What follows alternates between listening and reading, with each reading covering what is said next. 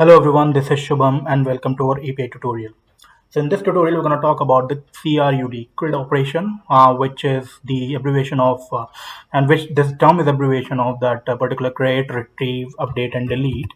So if I am not wrong, I am going to talk about like what HTTP methods are associated with this create, retrieve, update, and delete, and what is the utilization, and how can we utilize it to betterment of our API, and how does it work.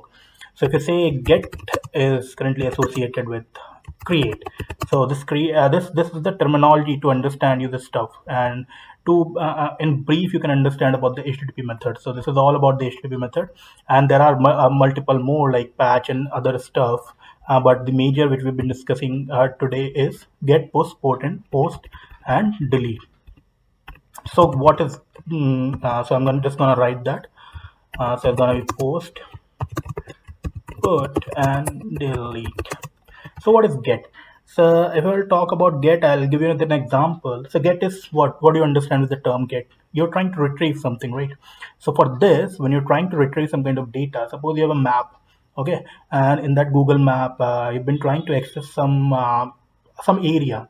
So to access that area, you're gonna use this get HTTP method. Suppose you've been living on the living in Bangalore, and in the Bangalore there is a place called Electronic City, and you've been trying to access that particular area code from that particular API, using that API from backend. You're trying to access something.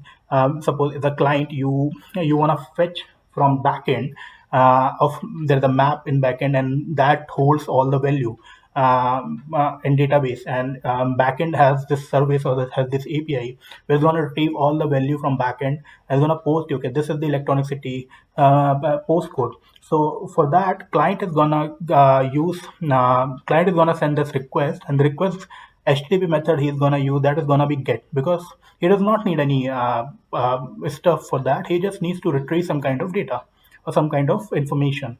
So for that, we're gonna use get. And so in brief, you're trying to retrieve something, all right, to retrieve some data, some stuff, right? See, this is very basic understanding about this, and when we go further and we'll try to implement using multiple API related testing tool, we'll see in deeper way, and we'll dive more into this particular stuff. So just for basic understanding, for brief overview, I'm explaining you this stuff. So if you know, there are multiple kind of API architecture, right? That is REST architecture, there's SOAP architecture. So we're gonna go with our course, which is majorly based on REST, because SOAP, if you see, that is quite old and it is still available, but SOAP is having multiple protocol that needs to be followed. Whereas if you talk about REST, it is pretty much simple. It is gonna use your, it is not gonna be relying more on the protocol. So you have the freeway and leverage on how to deal with your data, right? And how to request the data from backend, and how it's gonna communicate between client and server. So that is one thing about REST, and we're gonna proceed our course with the REST APIs only. So we have talked about get. Now we'll come to post as an example. So similarly, again, if you're in Bangalore area and you are trying to, in Electronic City, client is trying to update one more postcode, right? He wants to expand the postal code area, or he wants to expand the area which is under reach of Electronic City. He wants to add one more postal code to that Electronic City area. He is gonna use then post. So with the term itself, you have been trying to understand, right? That post, you're trying to post something, trying to add something. For that, you're gonna use post. Suppose in some area on map, you're trying to add one more postal code, some postal code you're trying to add, right? So for that, again, I'm telling you this very basic and brief understanding, so that you can get the gist of what I'm trying to explain with the HTTP method and what is its role, right? So trying to add something, right? Suppose you're trying to add in some area. So I'm taking the example over here as map or Google Map, or any map you can get the idea of, right? Now, Suppose when you're trying to post something, you have posted and you're now trying to update over there. Suppose some postal code is like 12345, you're trying to update is 1234 only. So you're gonna use put over there to update any kind of stuff on backend. You're gonna use put and then delete. Of course, you can understand with the word delete. You're trying to eradicate something from backend, right? A client is wanting some kind of eradication from backend, right? There's gonna then he's gonna request about this get HTTP, this delete HTTP method.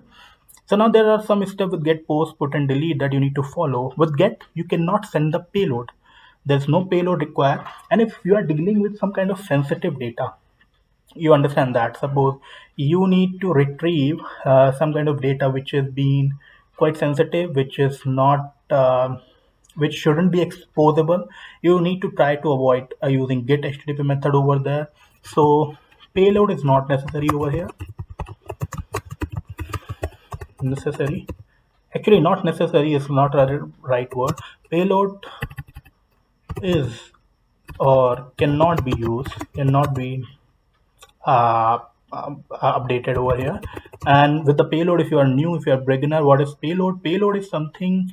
Now how should I explain you this? With an example, I'll explain with the flight example which we have discussed in our first lecture. So when you're trying to get into a reservation mode, right? You're trying to get a reservation of flight. You are sending some kind of details, your name, your date of birth, and the flight reference and the seat reference and the meal reference. You have added something, right? So you have given some kind of data. Um, so let's discuss about payload over here.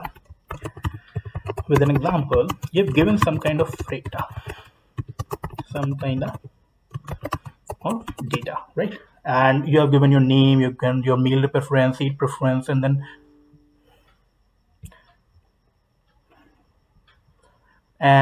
simultaneously you have you've been you've given like on what date you want that particular flight to be booked on. So this is these all details you'll be giving on UI, but that has to be followed through API that has been carried through API using some kind of architecture, right? That architecture can be your what? Okay, so that architecture you can be like in JSON format, in XML format. So in any format, you have to send this particular data, right? So that data, when you have sent it, now user then okay, then backend the method which is gonna do the reservation or book your flight, like get book flight, is gonna take that payload, is gonna process your data, and then he'll try to then he'll say your date, your date of birth, which date you are trying to book that flight. Then he will request from backend and check whether that particular day this flight is available or not on this particular time from your data which you have requested for. Then he's gonna process that, and then he's gonna generate one more payload. So while requesting to what do you say, while requesting when you have sent the data, that is gonna be a request payload. You're trying to request something, right? Now when the reservation status will come along, whether it be pending, whether it's gonna be that your flight has been booked, and whether it's gonna be with your like payment field or anything, that is gonna be coming as response payload. So that payload is also containing the data, whether that data can be your date of flight, your seat number, your time of flight, and of course like your payment successful or not, right? And other like meal preference, meal has been booked or not. So these are all detail which user needs to have, that he has asked you for this particular set of he has requested you this particular set of services, and from backend you have checked it out, our server has checked it out whether they are able to provide this on this particular day, this particular time, on this particular flight. They're gonna send you a payload, response payload, which is gonna display as token of token of what? Token of receipt, that yeah, this has been approved or this ticket has been generated. So this is what payload is. So I know this is again brief and basic. You may find, so you may want to go and deep and learn more about this, but this is what the basic understanding of payload. So with the get, because you're trying to retrieve something, you don't need payload, and simultaneously you don't need to use, don't you are not advised to use this for sensitive data,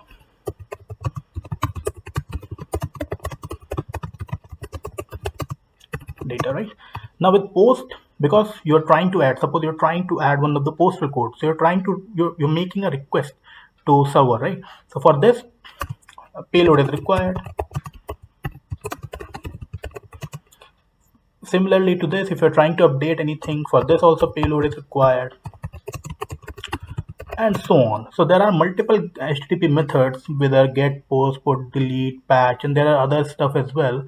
But this is what the HTTP method is all about. So this is what the brief understanding which I have given you guys. So I hope you have got the gist from what I've tried to explain you, what I'm trying to explain you.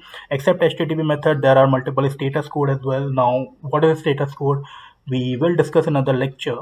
So today we have learned like what is HTTP method, what is get, post, put, and delete, what is CRUD, CRUD, and what do you mean by payload. In the next lecture, we're going to talk about status codes, and then we'll try to automate or we'll try to test one of the basic API or example API. Till that time, thank you so much. Bye bye.